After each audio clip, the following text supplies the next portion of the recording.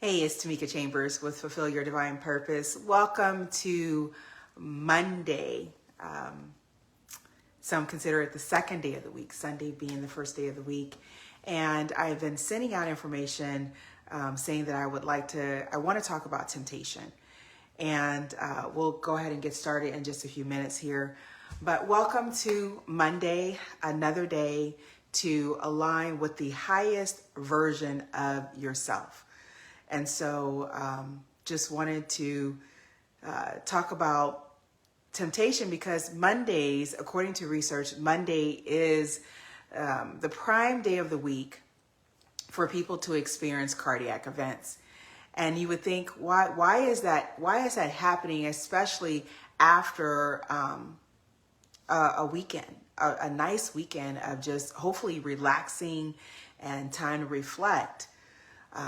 And research does show that stress definitely is one of the reasons why, or one of the reasons possibly that people are having cardiac events on Monday. And when I say cardiac events, I'm talking about heart attacks. I'm talking about increased blood pressure that takes you to the emergency room or somehow interferes with your function in doing your daily activities. And I am about that we don't have to be a statistic, that statistics play their role and that it gives you information. And I believe, just as an educator, I spent time as a practicing nurse in various settings, diabetes educator, health coach, and that nursing instructor, and that the information I give you is not meant to scare you. The information, I believe information is important, it's vital, because it helps you to see what you can change about your behavior. You know, am I headed in that direction? Because if I am, there are some things that I can do. And that to me is, my mother always told us, you are in control of your life. And one of the verses that tells us that is 2 Timothy, you look at chapter 1, verse 7, it tells us that God did not give us a spirit of fear, but of power, love, and self-control. And so anytime that you think you're out of control, just, it's great in remembering that Bible verse. So going to go ahead and get started. So again, Monday is, according to research, Monday is the day of the week that many people have cardiac events. And as you know, the heart is that muscular organ about the size of your fist that pumps blood and nutrients throughout your body. It works with the lungs and getting oxygenated blood. But we also too know that stress hormones, that cortisol and that can impact how, and is consistent high levels of stress hormones can impact how our body uses sugar for energy, how we process information mentally, and how we feel about ourselves. So it's important to get to the root of the matter. Why are we stressed out on Mondays? Why are we having things that are happening to us? High blood pressure. What's going on? What's really going on mentally? Because as I do believe that our physical manifestations are a result of the inner turmoil that we have inside of us, the inner turmoil, of course. So let's look at temptation. And if we look at the definition of temptation, it's about an enticement, right? To do something wrong, if you will. That is typically something that is not of our true nature. And we look at enticement. Enticement I think of as like pulling away from, right? Pulling away from, and I'm going to add pulling away from your truth, right? Something is pulling you in a different direction. And often when we think about temptation, if we even, you think about your family history, temptation of food, temptation to overdrink, to overeat, leading to obesity, high blood pressure, diabetes, stroke. We see a lot of, if we look at our family history in our own lives and look at others' lives, we can see how temptation has impacted a lot of people to either stay stuck in their along their earthly journey, right? You're still moving, but you're kind of stuck there mentally because something is overpowering you, right? Whether it's food, exercise, alcohol, wanting fame, wanting to be noticed, all of those things that we think we're moving, but we're actually stuck along this journey, this spiritual journey. So we've seen it. If you've read the Bible, you've seen in the Bible the beginning of temptation. And often we think temptation is a bad thing. It's something that is bad. And therefore, many people, when we succumb to temptation, we think that we're a bad person. Why did I do that? I'm bad. And this mental thought gets fed through your nervous system. Your nervous system affects all of your body parts, including your heart. Your heart is that breeding ground for thoughts. And through the nervous system and to the mind, you continue to run this cycle of negative thoughts, of weeds that continue to grow in you and rob you of your spiritual fruit, the kindness, the gentleness that you have inside of you, already inside of you. So we think about the Bible, we think about Eve and her temptation of eating the fruit from the tree, and how she was tempted by Satan, and that God did not really say that, right? And so we can think about our own lives when God may have told us stuff and said, you're going to do this in your life. You're going to be this great cook. You're going to be this great singer. And then something comes and whispers, or experiences happen in our lives, adverse child events, abuse, misuse, feeling neglected, whatever it may be, that those thoughts can rob you of what God said, or cause you to rethink and say, God really didn't say that I was going to do this for this was my purpose here on life. And it can rob you of that thought. And that's what happened in the garden. When you think about that, is the robbing of the thought of their true nature to God didn't say that. You can have it and you will be like God. We think about David and Bathsheba. We think about Abraham and Sarah, going back there, and how, he told them that they would have children. But it was the belief factor that was tempered with the doubts that creeped in after years, and going on and doing something else, getting someone else involved, and you have this baby, and eventually the baby that led to, friction within the home, right? That sometimes that even happens in our lives when God has told us something, but we go take matters in our own hands, and then we end up causing more disharmony, more issues, more problems. We think about the temptation to tell people, our pride, to tell people, I'm going to do this and I'm going to be over you. When we think about Joseph and his life, and yet, the brothers left him in the pit, and he was taken and he was a prisoner. But God was faithful in carrying him through. We think about Saul and David, and how Saul let jealousy, the intimidation, that, feeling that he's chosen and I'm not chosen, but Saul was chosen too. And letting our feelings of not being good enough, of feeling jealous of someone else's life, and forgetting that when God made everything, he said it is good, right? That we are here and he made us in his image. There are many Saul, when we think about Saul to Paul, when we think about his temptation to shut the people up that were speaking the truth, just really agreeing to them being murdered.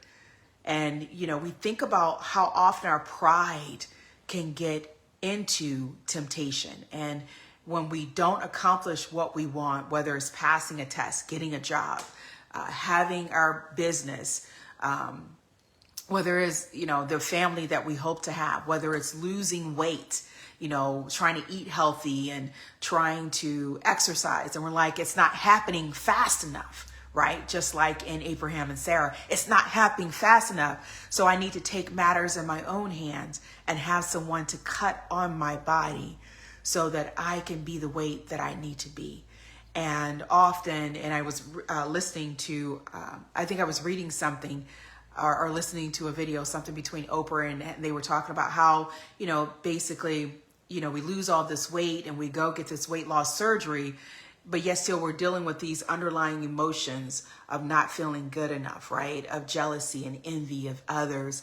And instead of And often you see people gaining the weight back, or that mindset has affected them in another life, another part of their life, like their finances or what have you. So when we look at temptation, we kind of see it as a bad thing, and we kind of think, well, it's not it's the action, what I do, that actually determines, my state and where I'm at. But in actuality, temptation is a tool. It is a process. It is something that is used to help us to see where are our gaps in aligning our personality, our human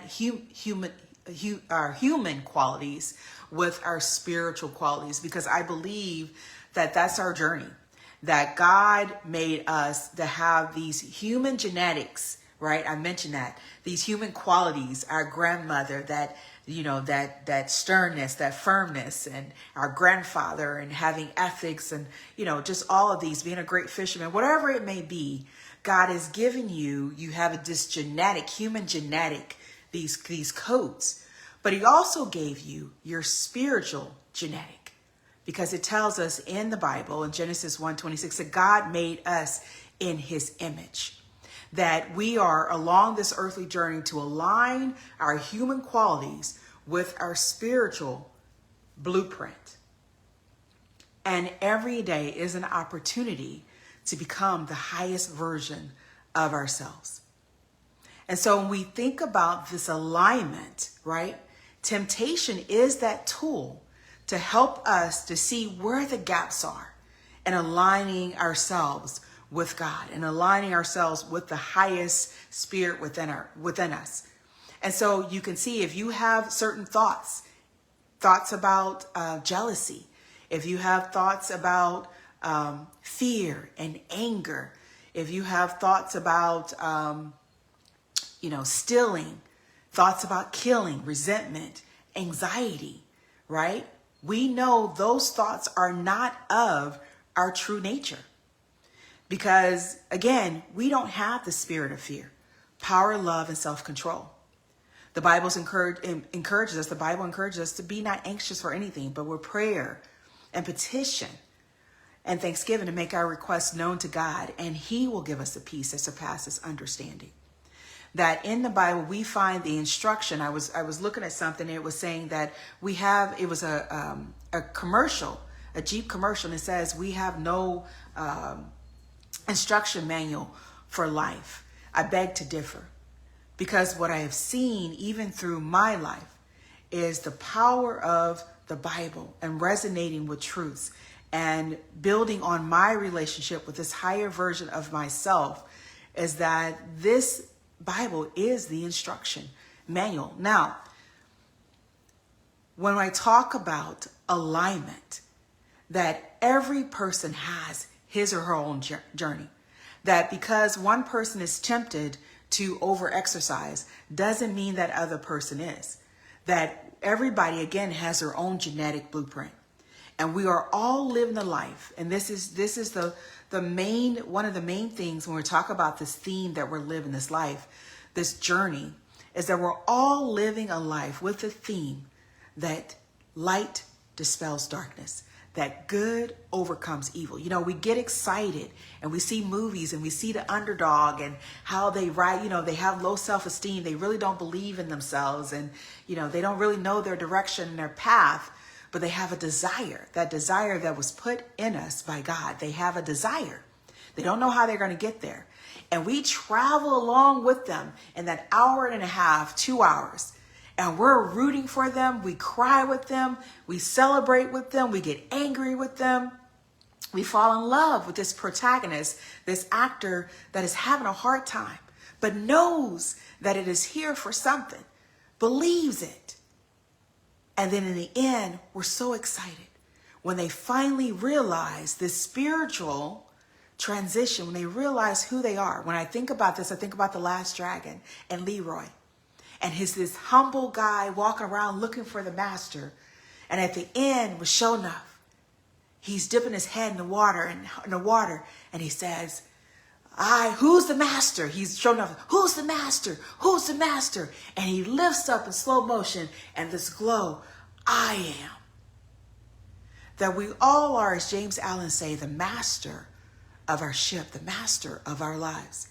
We have the master gardener, but here we have been given true power to overcome temptation. He will not give us more that we can handle, and he will always provide a way out. But we have to seek God in everything that we do. That we realize the function of temptation is not to make me feel bad about myself. It's not to make me feel bitter, anger, anxiety. The temptation to be angry at somebody because of their projected pain on us, of misusing and abusing us, of neglecting us, of speaking down on us. The temptation to have resentment and bitterness and shame and self-doubt and vengeance. But we don't have to give into that temptation. It is to show us that we have those emotions, that we need to go inward and say, this is not the real me. I have been told that I have power. I have been told I have self-control. I have been told that I don't have the spirit of fear, that nothing in this world can define you, but you can allow it to shape you if you believe you are less than what you are. So when I think about temptation, it's not so much about the action that defines you, what you do, because that doesn't define you. It doesn't give you power, real true power. But what gives you true power is your thought. Because before you act, there is an underlying thought. And that thought is not just so much the power is not in the thought, but in the faith, the idea, the truth that you are beyond your experiences. That just because, my mom would tell us, just because someone else did something doesn't mean you are to do it. No. We use this as an opportunity to say, okay, there is some anxiety in my lineage. I notice that people get fearful. There are some things that they do in choosing certain men, in eating a certain way, in developing certain conditions. But I don't have to live like that. My husband says it well, in that every generation is to evolve. We don't stay stuck. We are to continue on to carry that baton and move forward in evolving, in aligning with the highest version of ourselves. And the way that we do that, I believe, is the same way that Jesus did, is that we use scripture, we use truth. Because when he was tempted when he didn't eat anything for 40 days, and he was tempted when he was all alone, tempted of food, bread. Make these rocks into bread. And what did he say? It is written that we shall not live by bread alone. Jump off this building and let the angels, they said they will carry you. No, we will not test God. That pride, right? Testing that pride. That if you just do this, if you sleep with this person, if you eat this, if you do this, then you will have everything you need. But we should know that we're not here to please other people. We are here, again, to be a testament, I've said it before, to the truth. When he tempted him with bread. He tempted him with flesh. He tempted him with pride. He tempted him, jump off this and you will not test God. Bow down to me and I will give you everything. Do unethical things for your job. Sign this form. Do this, do that. Even though it doesn't feel right, do it anyway. And I will give you everything that you need. We shall have no other gods, no other idols. How many things have we put as an idol and then we're tempted by it? We've put in idols of food when I'm feeling exhausted, when I'm feeling frustrated, when I'm feeling sad and blue and angry and I just want to cry. I'm just going to go and eat a lot of food. I know that. I'm going to go and exercise for hours because I really need to burn off this fat and burn off this anger. That instead of going to the Bible, instead of going on our knees and praying to God, search me, O God, and know my heart. Try me and know my thoughts, and see if there be any wicked way in me, and lead me into the way everlasting. When we go and say, search me now, what can I be tempted with? James Allen said that you only can be tempted with what is already in you. That's why I say everybody is not tempted about the same thing. Drugs, whatever it may be, alcohol. For me, I saw alcohol as a way, as something that can destroy families because of my father and his drinking habit. That it isn't something that I feel that I can be tempted with, but I still am careful, because with temptation, there are hidden, and there's also too things that we know of. So we allow ourselves to be open. We embrace life and allow ourselves to be open. We take every day and we align with the highest version of ourselves by praying, through meditation, through reading the Bible. That's the first things I do in the morning. When I come down to the kitchen, I pray, I read the Bible, and I also too meditate and listening to what God has to say to you, listening to this inner voice that speaks to us, that already knows what we're going to go through, already been through life. How many times have you felt like you put something, a cup down, or put a box in a position, and you felt like it was the right place to put it in? That's how your life feels when you do the right action. That's how power feels when you do the right action. Because so often we can think temptation is true power, and it's not. Because true power allows you to stand in your truth and to do the right thing and to feel aligned with your highest version. Versus false power, often what we do, we hide, we sneak, we cheat, we steal. False power often has us feeling bad about ourselves. Anxiety, fear, shame, and guilt. But real power have us feeling good. Realizing that we don't need to please other people. We are not here to be dominated by food, exercise, drink. But we are here to dominate the earth.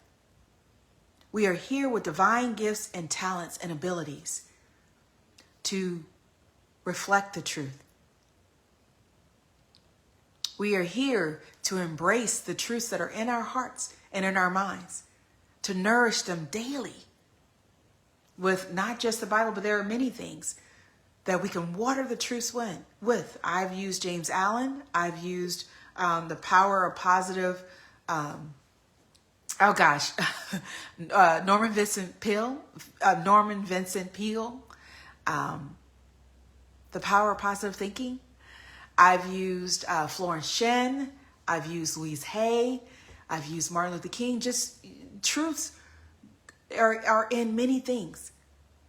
We don't have to limit what we read, but does it resonate with you? Does it feed on the truths? Same thing when we watch things. Same thing when we speak.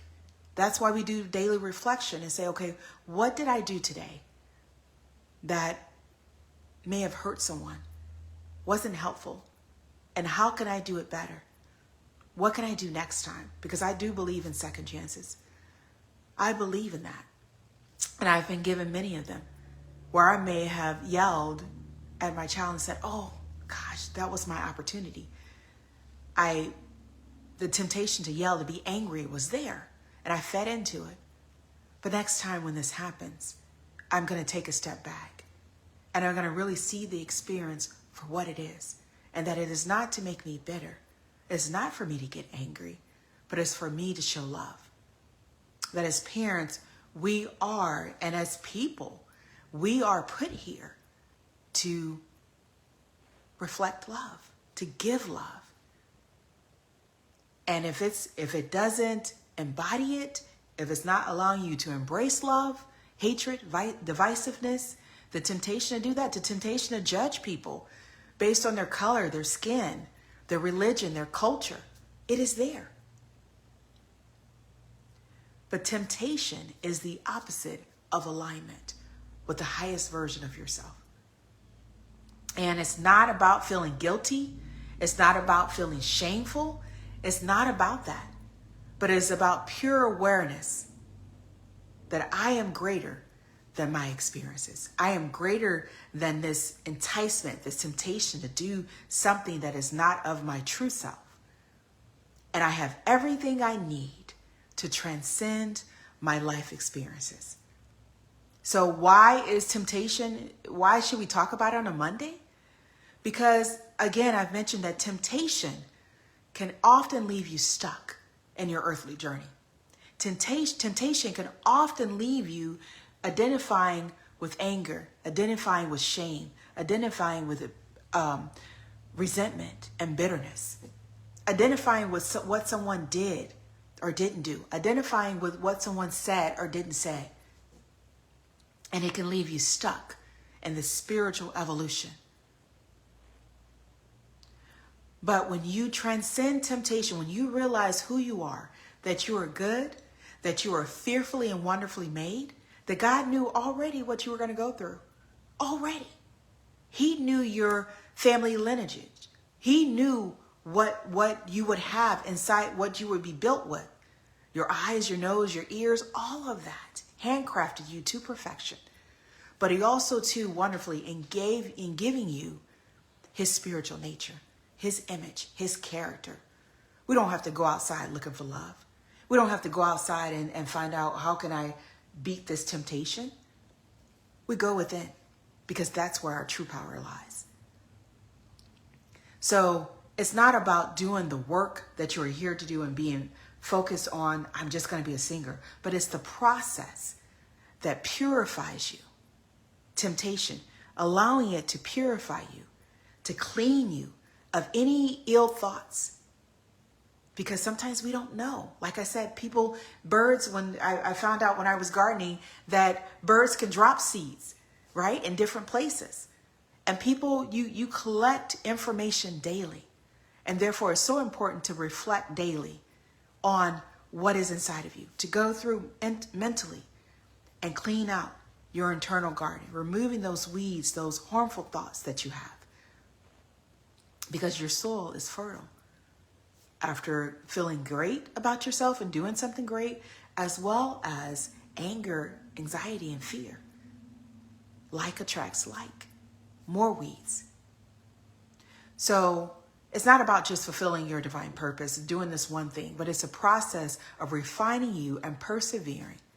To as you walk through this journey, you're letting go of things that you have picked up and aligning with the great spirit within you. You don't have to be a statistic. You can embody real true power. That we were not here to just focus on diseases and focus on emotions and feelings, but we were put here to transcend those. To again, be the theme that light dispels darkness, that good overcomes evil. Every day, we may not get it right, but it's a process. It's a process of learning, having that student mentality, reaching out. If you don't know, God says in the Bible, if you don't know, ask him. But when you ask, believe that you receive the answer. Believe that you receive what you want. It is not God that's tempting us, but it's a tool that is used to purify you, to refine you, to make you more like him.